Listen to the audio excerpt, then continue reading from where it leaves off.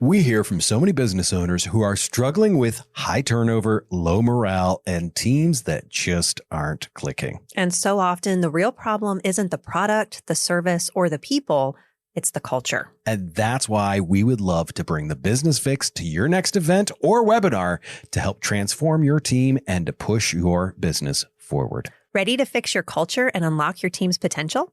Visit us at businessfixpodcast.com and click connect with us to learn more.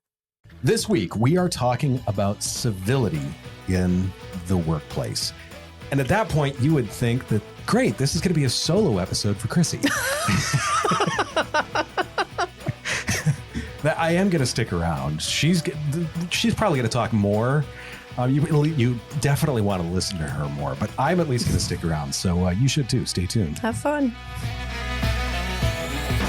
She's the CEO. He's the marketing and operations guy. If it's broken, you need the business fix. Buckle up. Buckle up, people. As soon as I thought of that, I'm like... It's your solo episode. Yeah. When it comes to civility in the workplace, I thought, What are you saying?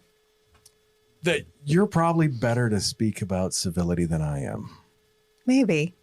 But I have a very distinct line. And then I'm like penguin with a machete and choose violence.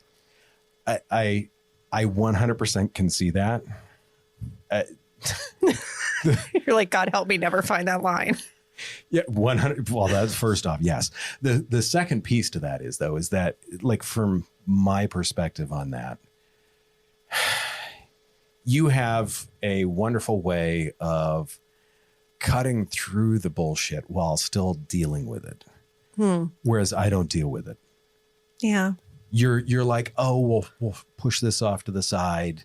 We'll do the thing. And I'm just straight machete. It's been a lot of work. I've done a lot of professional development around that. I know. Yeah. Have we talked about professional development? We have development? a few times. That I know I could use some work on this. There's the thing that I like is we have in our banter prompt here to talk about digital bravery, where someone was being bold. Right. Yeah. No, we're not doing that. What we are going to talk about is, even though there may be some issues with them right now, there was a SHRM, some research that came out from them that said over 43% of office tension is being fueled by political differences. You've never seen anything like that, have you, Chrissy? Never. No, Never. Not at all. Also, that there is 63% more acts of incivility. Ooh. And I could see, in many ways, I can see this. And I can Back in the office. Yeah. Back in the office, I can see it. Plus, I also feel like there's things that people would have brushed off years ago that now people are taking to heart. Oh, so absolutely. I can see, let's say 7% of this is one, 7% is the other. I know that's 14%, Yeah. but sure. Offense is an office sport. Yeah, see, I'm usually the one offending people in the office. That is the only difference. So, I mean, to me, this is obviously your jam. To an extent. Or my anxiety. Yeah. Maybe both. I know it's going to be a little bit of both. How do you move past just being polite? As soon as we said that, you knew, like, Josh is out of this. He's just going to ask a couple of questions and shut up.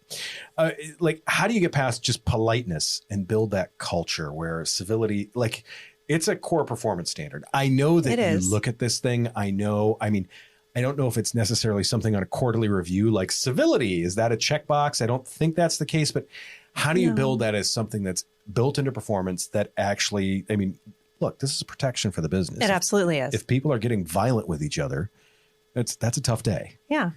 How do you build that in? So we start by saying first that civility isn't about being polite or avoiding conflict. It's about protecting the business. So politeness is passive. Civility is intentional. Yeah. Yeah. Oh, I love that. Yep. Civility isn't politeness, it's protection. And so, if leaders don't define how people are expected to disagree, stress is going to define it for them. Oh, that's a great point. Mm-hmm. If you just leave people to their own devices. Don't. Not in this case. You really can't. I wasn't even done saying that. You're like, don't. Don't. Sorry, you can finish your thought now. No, we're good. That was my thought. So you have to look at, I think I have like 5 points. You have to look at civility as an operating system. So first, I think of civility as part of the company's operating system. It's not a vibe. It's not a value poster. It's not crappy wall art. It's a collection of repeatable behaviors that produce respect, dignity, and trust, especially under pressure. Because often when civility starts to creep up, in part, you're dealing with people's identity, but you're also, when things are stressful, people tend to be a little less civil. They don't have as long of a fuse. They don't have as big of a filter. And so if civility only exists when things are calm, it's not culture. It's really coincidence. Ooh, yeah. So civility has to operate when things are stressful. And this is exactly why we teach it in resilient operating systems. Resilience and respect have to be operational, not aspirational. Operational, not aspirational. So teaching those interpersonal effectiveness skills that dear men give fast, we've talked about in other episodes, reminding people that disagreement does not meet destruction, that we are allowed to disagree. I think that is something, especially in the HR space, like people are just, I'm offended because they said it. And it's like, well, they have the right to say it. And you can choose to be offended or not offended. Sometimes, other times we got to talk about it. But I mean, just disagreement doesn't mean your offense. Okay. Right. We can have differing opinions. So one thing I would say that can be helpful is there's something that we call a desired state audit. So that is, CEOs really have to define the desired state clearly, not just what we value, but what we will not tolerate. So what is the desired state that we have as an organization? For example, I noticed the clear word in there. Very clear, because to be clear is to be kind. We keep talking about these clarity. Things. Yes, clear, clarity, kind. Theme. Yes. So for example, in the desired state, so curiosity over ego, candor over contempt, disagreement without degradation. We like things that have alliteration, but these are the desired states that we want. So, if leaders don't name the boundaries, people are going to create their own. We talk about how employees want guardrails, and if we don't define them, they're usually messy. So it's really important. Next thing is when we're talking about operating system, if a bug's going to enter the system, it often comes through the leader. Yes. Yeah. So model what you mandate. Model the standard. Culture doesn't break down at the bottom. It breaks down at the top.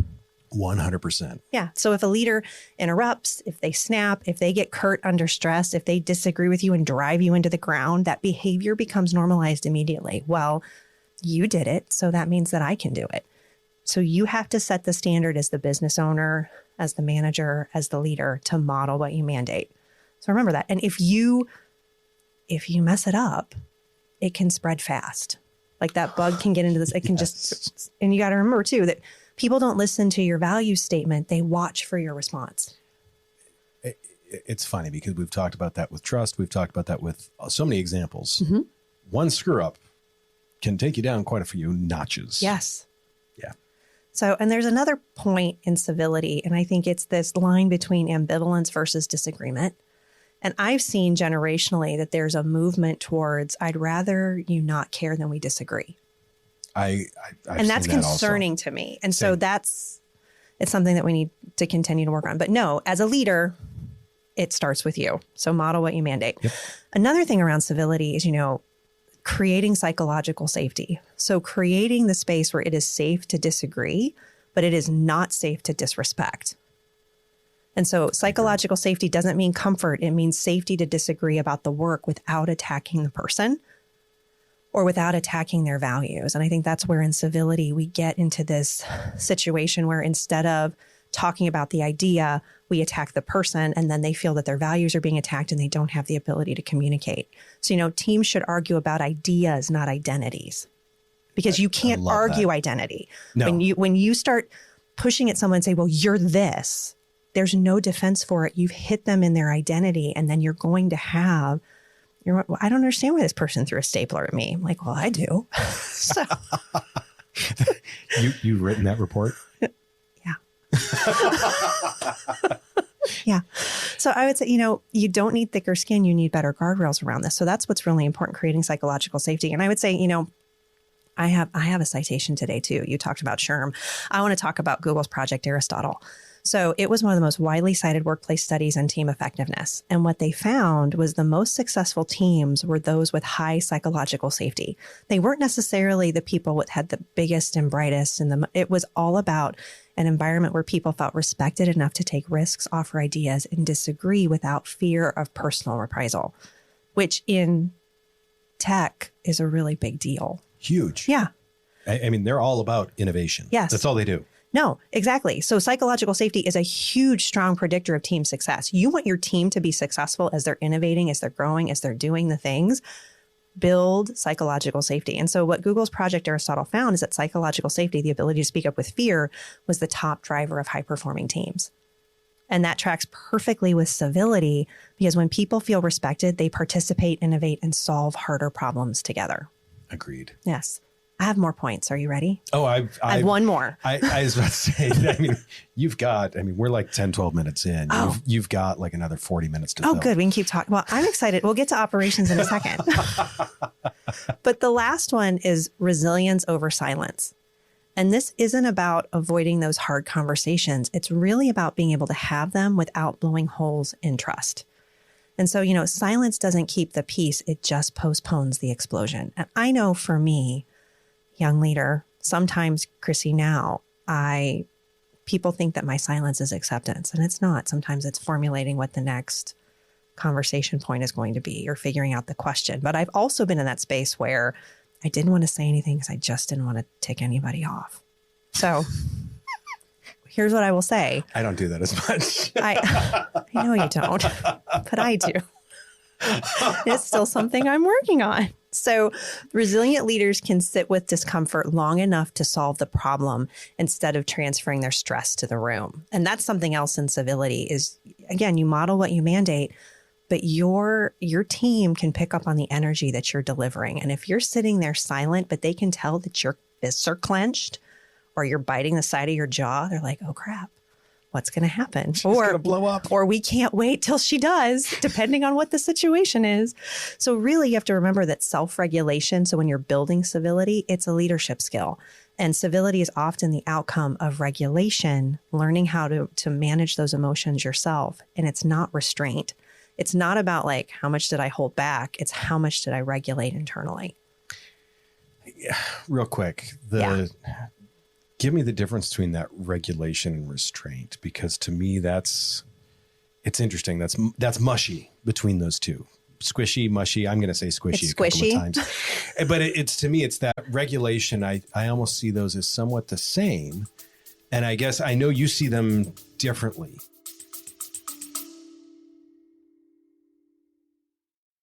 Let's be honest. You did not start your business so you could spend your days buried in HR paperwork or Googling how to handle employee drama.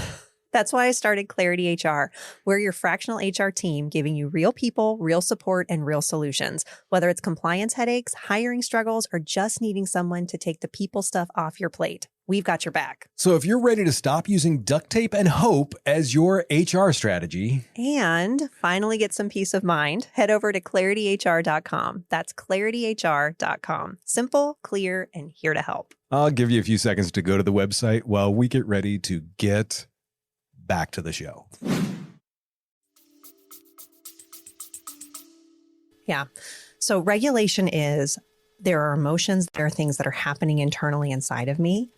I am going to continue to move through that so that I can communicate. Restraint is I'm just not going to say anything. I don't have the ability to have a conversation without throat punching someone. So that is restraint. So that makes more sense to me now. So the regulation is having the emotions, working through the emotions, not pushing those emotions down. Yes. And saying, "Oh, we're gonna act like a robot and just pretend this didn't happen." It's regulating that so that way you have a proper and civil reaction. Well, because we are humans having human experiences, and it is okay for us to have emotions in the workplace. It's not okay for sometimes those emotions to blow up into bad behavior. But at times It is absolutely, in fact, I think it's impossible. I don't think you're a good leader if you cannot show at times frustration, disappointment, at the same time, joy, elation, excitement. You need to be a multifaceted person for your team because be human because they will react the way that you react. So you need to be able to model calm and composure, not just how to grit your teeth and like dig your nails into a table because you don't want, because someone's telling you something you don't like. Like, learn how to build those skills. And that's what emotional regulation is about. It is about learning how to effectively communicate. How do I stay mindful when my emotions are hijacked? That makes sense. Yeah. It's interesting. So like you're saying during a Teams meeting, your team should not see you biting a wooden spoon.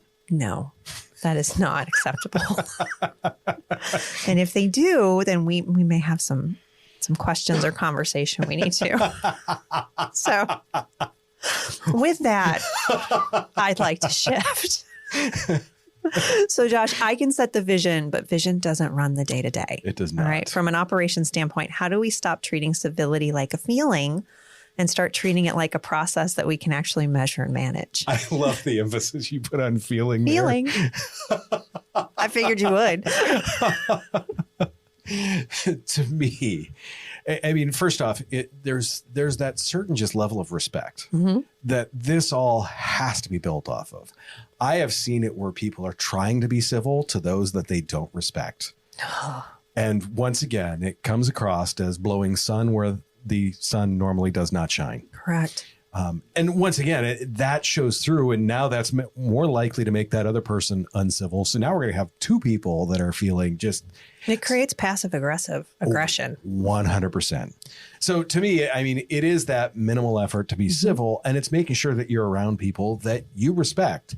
If you do not respect your coworkers, there's conversations that need to be had there.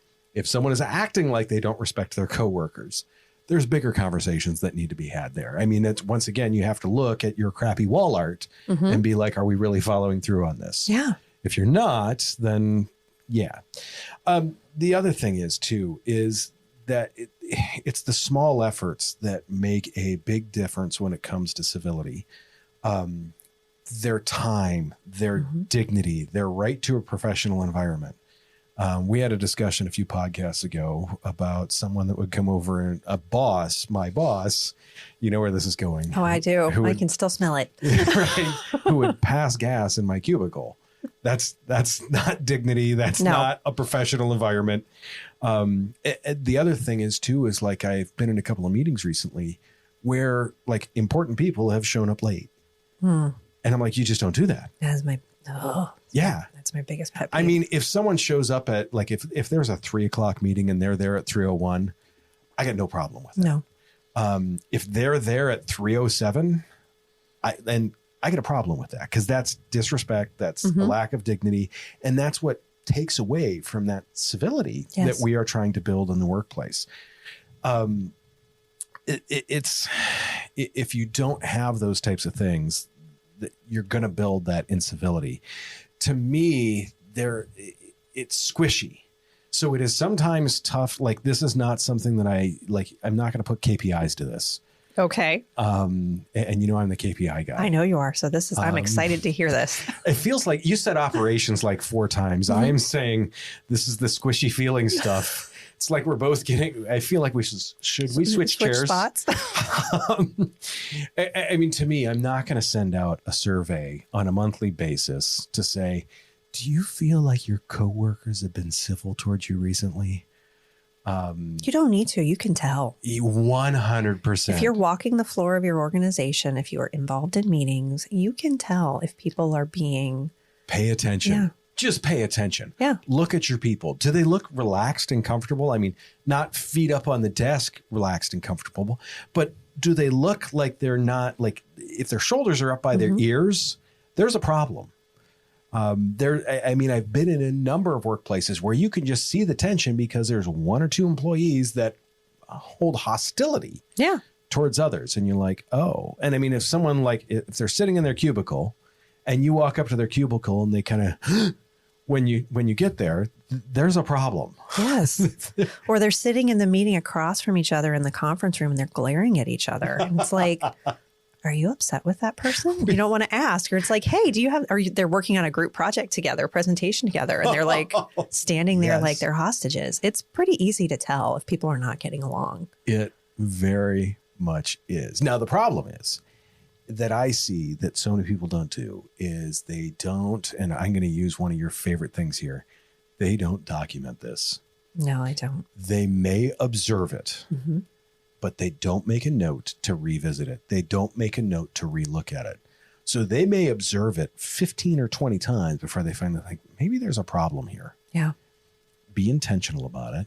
Go out, look and see what is going on, and then document it and put it one of the things that I do with stuff like this is I put it on my calendar and say, hey, next Thursday, take the other office crews or just take the survey, go around, kind of take the temperature of the room. Yeah. How are people doing? But unless you tell yourself to do that and be aware of that, once again, until it is at a boiling point, you are not going to notice the issue. Exactly. You don't see it if you're in the day to day all the time and you don't make a point to pay attention. If you're not a naturally, emotionally intelligent person, you're not intuitive about it. You're not hardwired for team dynamics, and not every business owner is, and that is perfectly fine. Most aren't. That's why you schedule it. That's why you pay attention. Yes. That's why you hire a fractional HR consultant. They'll tell you. Yes, they will. They'll just walk into the room and be like, what did you do to these people? Yeah. It's happened. I 100% know this. And it's to me, it's that intentionality behind it. Because if you don't have that, and I know every business owner likes to think that they're totally in tune with what's going on with their employees all the time. And they're not. No. And even me, I try and pay attention to this. I try and ask the questions of this. And I still know that this is something that I can get so much better at. Yeah. Especially as your organization grows, it becomes impossible for you to be that center all the time. Totally, and there's things I don't know about. So to take that temperature and to think about that. And this is the piece where everyone talks about working on your business instead of in your business. And especially as a leader, rather than doing the thing, whether you're a manager, whether you're a middle manager, whatever. These are the things that you have to work on the business instead of in the business. Get out of the spreadsheet for 10 minutes. Exactly. That's all it takes. Have quarterly conversations with your direct reports. Yep. The problem is it's tough to get out of the spreadsheets. Just make the time. Make the time. Another mistake that I see people do is they try and manage attitudes. Different attitudes are good. You're going to have different people that are going to be doing different things, that are going to have different mindsets, and those are awesome. You cannot manage someone's attitude. You cannot manage someone's emotions. Every guy on the planet knows how effective it is to get in an argument with their significant other and be like, just calm down.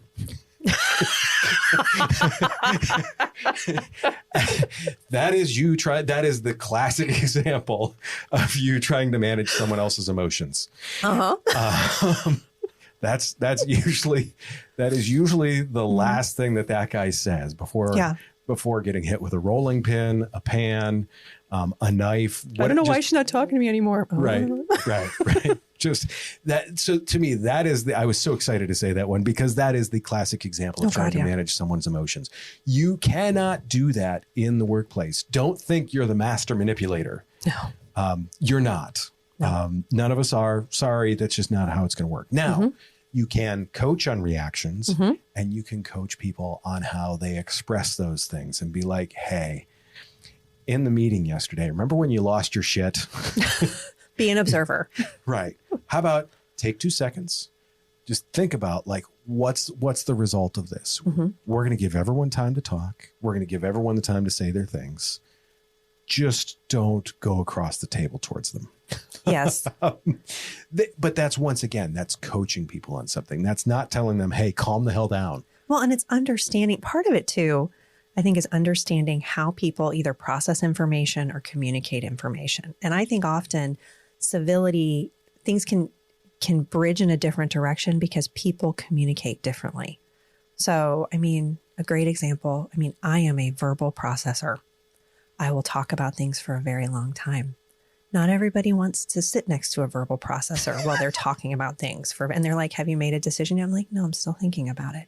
When I say I'm an efficient verbal processor, but there's some people that just still don't think I'm efficient, like the one I'm married to. So it's really important that you understand, how do you communicate? And I think often when we're called into a situation where you've got two team members that do not communicate well, that's one of the first things that I start observing is just kind of seeing how they interact. And, is one a verbal processor? Is another one? I mean, how do they handle emotional regulation? Some of it may just be skill set. Yeah. It's okay. It totally makes sense. How they're wired. This person's an extrovert. This person's an introvert. We don't understand why they don't get along or why this other person just like always has a tick. It's just, there are ways to walk around it. Why do they flinch when they walk in the room? Exactly. The one thing that I always like to look at too is to say, to get a better idea of what's going on is start looking at things that I don't want to say you can document because you don't need to keep a tally sheet in every meeting. No, but you need to be an observer. Right. And look at and be mindful of like, hey, I noticed you interrupted Bob 3 times. Only Bob. You didn't interrupt Bill, you didn't interrupt James. You interrupted Bob 3 times. Every time Bob opened his mouth, you're like, blah, blah, blah, blah. So why is that? Right. Just a question. That is that lack of civility. And there's a reason typically behind that. So the one thing that I always look at too is that interruption is typically almost always an escalation. And it is looking to escalate those things. Once again, escalating typically leads to incivility. Yeah. The same thing as the other way that I look at it is good ideas shouldn't need to compete for attention. If one person says one thing, someone else should have the time to say something else. The one thing that I have to say, that, like where all this comes down to, it for me is civility is the bare minimum. Yeah. I worked at a company. I got screamed at twice by someone. Right. When I was in a meeting with the CEO about it, he's like, wow, we've moved her 4 times and each time she's been a problem. Dude, you're the problem. That's you. Right. This is you're tolerating this and you're right. Yeah. You have a tyrant. You're tolerating what isn't even considered the bare minimum. She's performing below the bare minimum because she's, like you said, she's the tyrant to other employees. So like for me, the tolerance is almost 0. I get if someone had a bad day. Everybody has a bad day. Sure. I have gone on some tirades, not like hands in the air screaming at someone, but I've been short with people. I get it.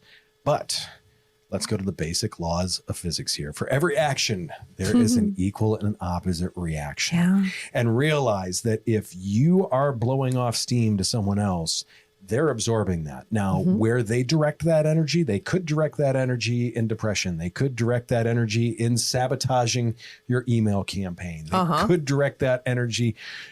So giving them this big blow off of energy, it's not worth it. It's got to go somewhere.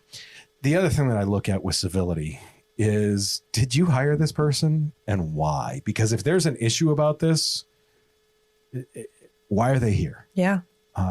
We talk like, I would say 90% of the things that we talk about, we talk about clarity. I just enjoy getting to Chrissy to smile every time I say the word clarity.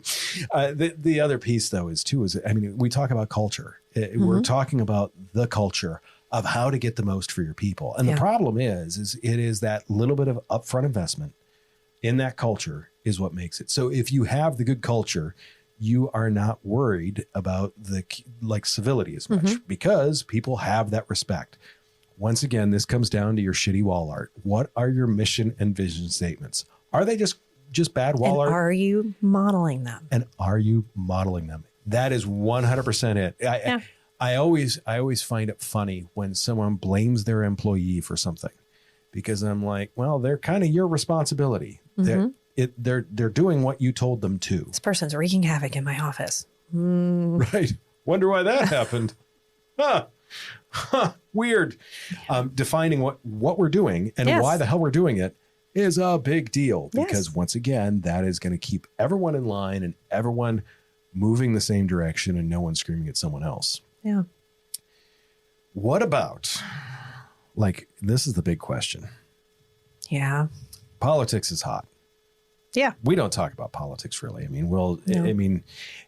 to me, there's all sorts of reasons not to do it, but a lot of people do like to talk politics. They do.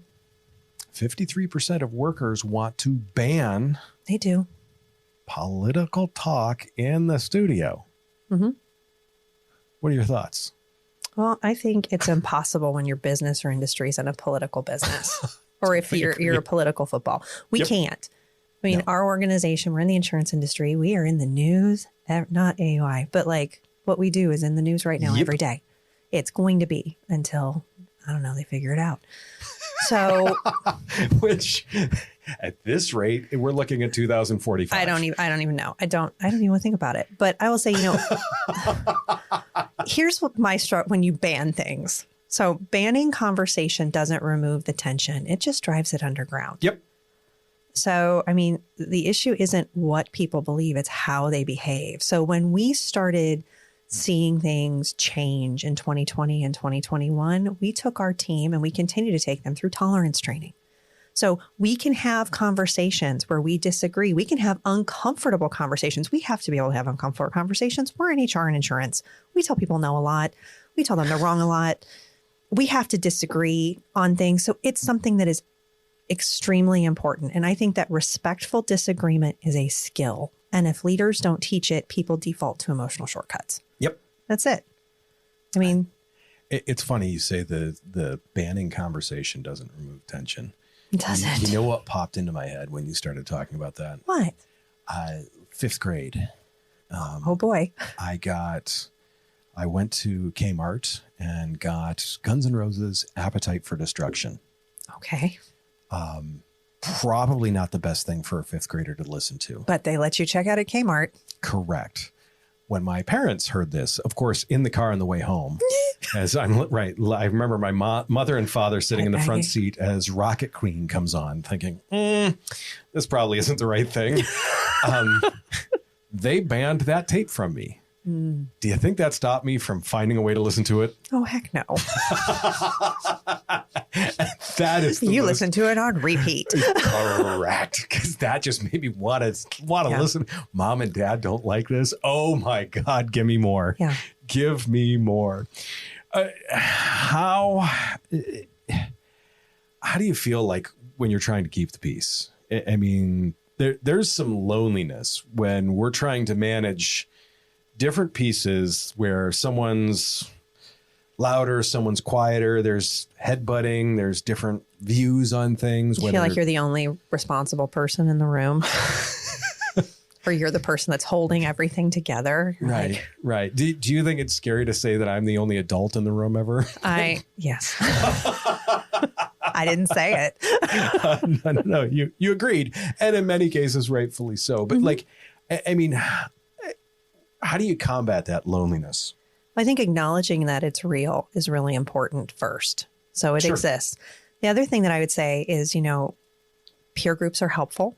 Having other business owners that you are friends with. But part of being able to navigate these is really teaching your team how to communicate effectively. Yeah. So, I mean, if you do one thing this year for your team, help them navigate disruption, teach them or have someone else teach them about how to communicate when they're in fear or uncertainty, because that's often where civility comes in, is people get into fear or they get into power dynamics. And so it's really important. You're building your interpersonal effectiveness skills as a leader. You're helping them build their skills. And that makes it less lonely because you have a skill set that you can share.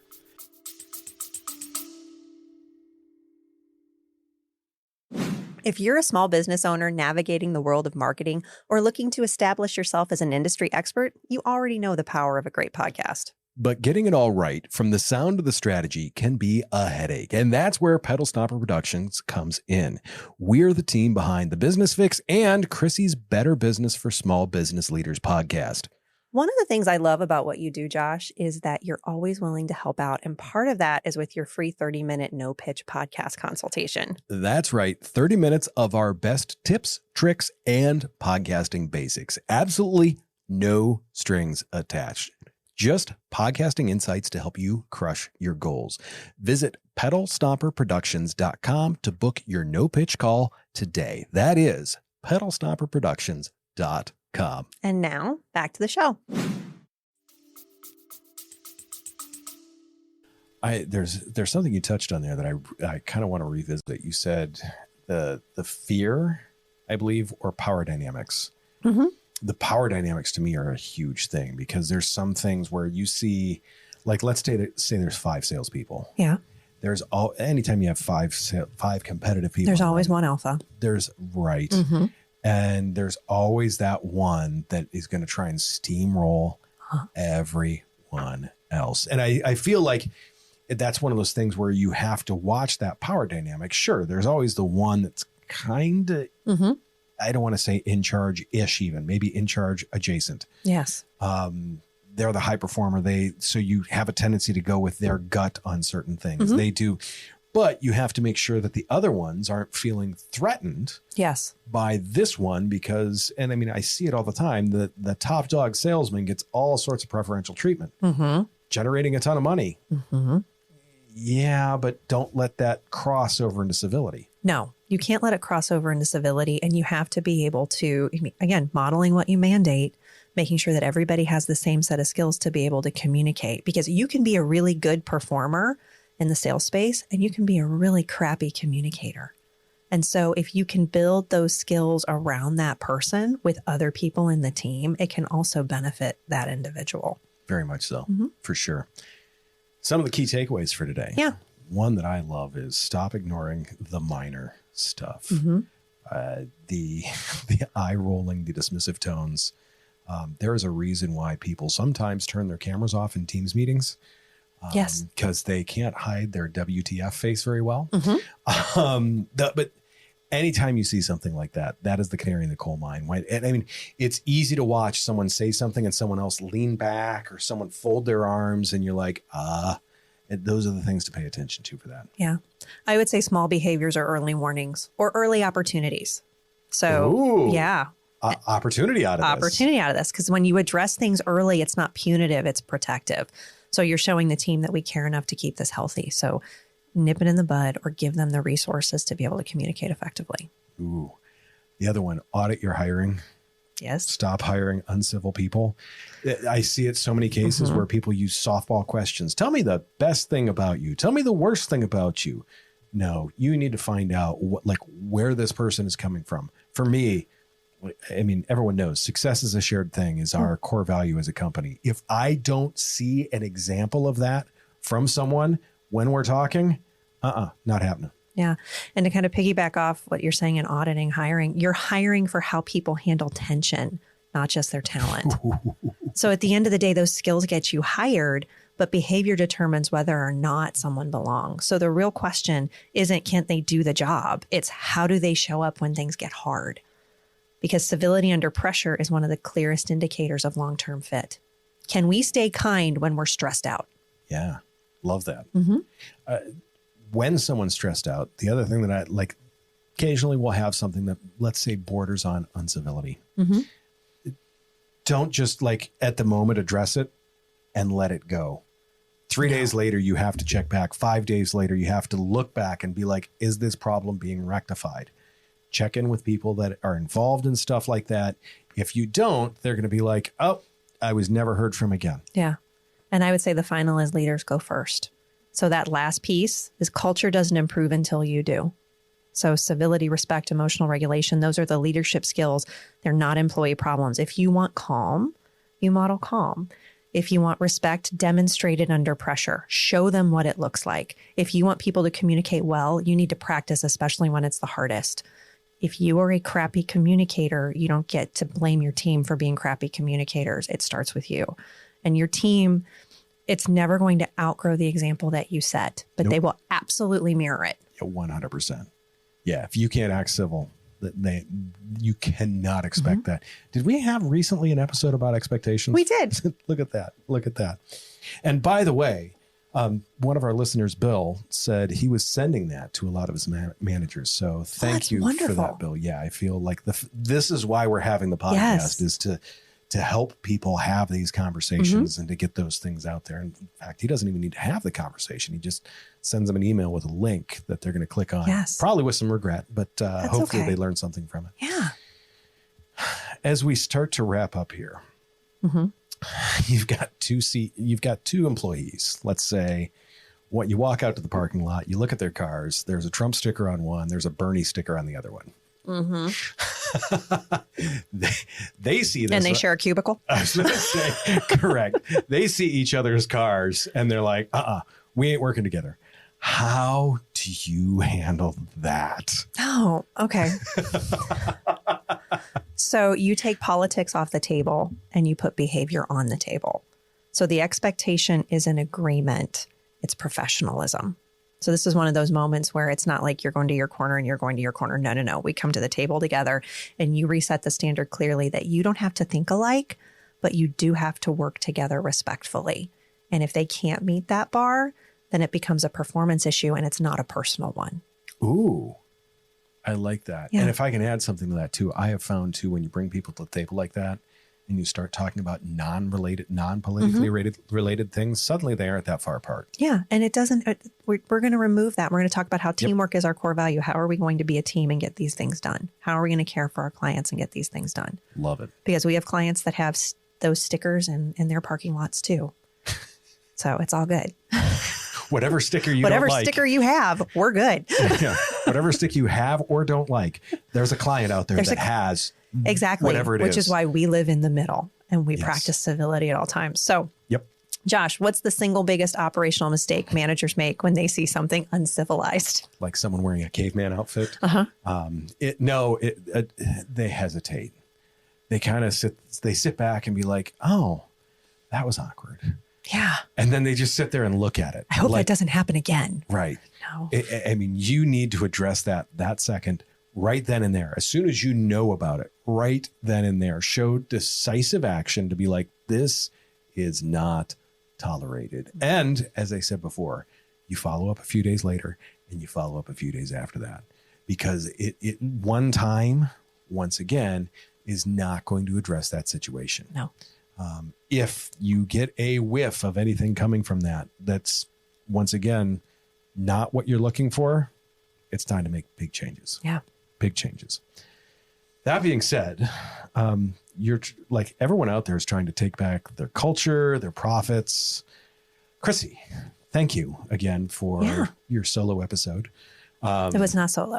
We did this together. We did. And I thought we were very civilized in our discussion. That was pleasant. Mm-hmm. That all being said, if you want to find more resources, make sure you hit thebusinessfix podcast.com. Next week, we are talking about the rockstar trap.